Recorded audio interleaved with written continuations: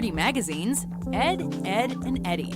Eddie, hiding underneath your bed isn't gonna save us from harm's way once the children eventually flake off Ed's wall. Aside from laughing about sextants, Ed, and Eddie have never explicitly discussed the birds and the bees out loud. I missed that. What's it called? It's called a sextant. It's obvious that the subject is constantly on their minds, though. This is most notably evidenced in an episode where the three seek refuge under Eddie's bed. They'll forget about us in no time. Did you see a can opener? Just as many other growing boys do, Eddie hoards a collection of magazines like Jiggy Jiggy and Chicks. As if those naughty titles aren't blatant enough, Eddie also keeps a box of tissues close by. No, wait! Give me the stupid can opener, Ed! Hopefully the boys don't stay under there for too long, because it doesn't look like Eddie has enough Kleenex to go around. I am bed buddy! Sleep on me! Number 7. This is Kaka. Two stupid dogs. Sheesh, this is Kaka. Why do people come here? We know the main reason why teenagers go to drive-in movies. Naive kids and these two stupid dogs are none the wiser, however. Yes, here comes the creature. Look at all those tentacles. Look at those eyes. Hey, that thing's plastic. Big Dog and Little Dog can't quite figure out what the fuss is all about, but the various automobiles shaking back and forth provide a clear indication. The canines give a couple a terrible case of coitus interruptus by blowing up their car. But it isn't long until the old rock and rollin' resumes. Why did we come here? Food. There is zero doubt that quite a few people were getting lucky that night, but our heroes will never know about it. Maybe there's food in here. Number 6. Try my sausage. Hey Arnold. Man, this is good. You sure you don't want some? Some sexual innuendos beat the audience over their heads. Others are hidden in the background and are easy to miss. Oh, by Odin's beard, what I saw, boy!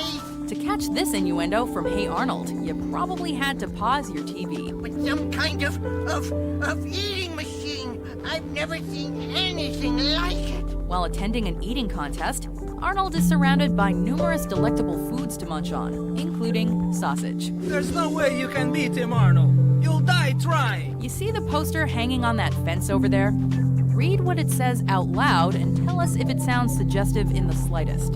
You could argue that this is just an innocent advertisement for pork products, but we all know what the animators were really trying to get away with. Now you talking short man, go get him. Number 5. Premature Departure, Rocco's Modern Life. Sorry, we full up. Won't have room for another 20 minutes.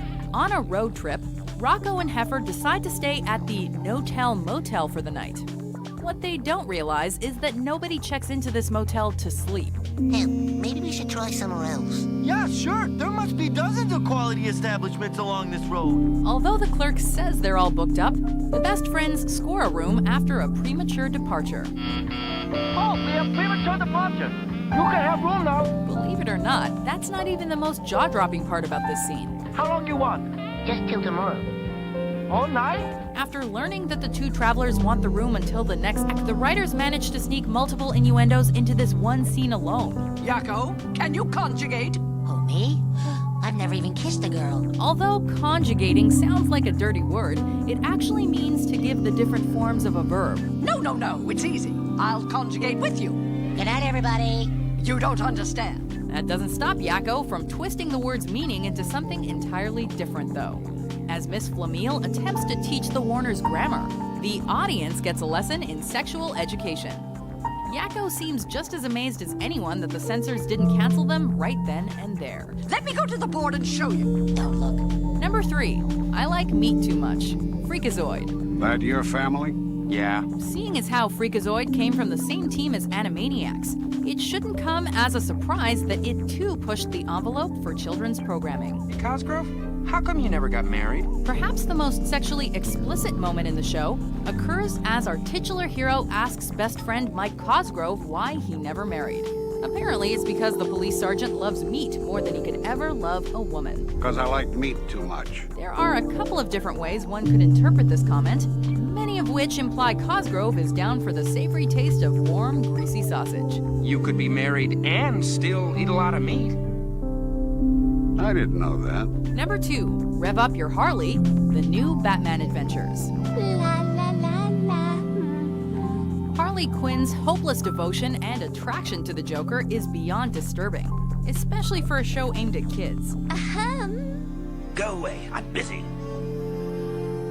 Oh, come on, Puddin'. What really gets under our skin, however, is the thought of her tickling his funny bone. If Harley trying to seduce her Puddin' in a pool of pudding doesn't confirm their sexual relationship, this moment certainly does. Don't you want to rev up your Harley? Vroom, vroom. Wearing an outfit that leaves very little to the imagination, she attempts to get the clown prince of crime to rev up his Harley. Oh, sweetie, I got the whoopee cushion.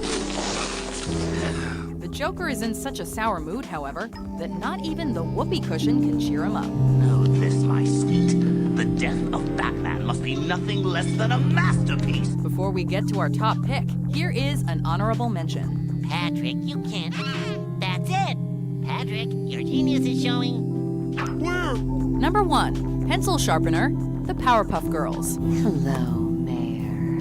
For a show that looked like sugar, spice, and everything nice, the Powerpuff Girls sure did work in a lot of racy jokes. Did you ever notice when Buttercup slipped condoms into Professor Utonium's pocket? And cologne, breath mints, and cufflinks, and some of these. How about the time the girls tried to determine the gender of a nutty squirrel? Squirrels eat nuts, stupid. Girls? Even those risque moments can't compete with this scene, though, as the attractive Ms. Bellum causes the mayor to break his pencil.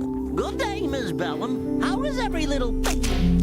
In what might be the most salacious image in the entire series, the secretary takes her boss's hand and whips out the pencil sharpener. Here, let me help you with that. The expression on the mayor's face speaks volumes. Ms. Bellum,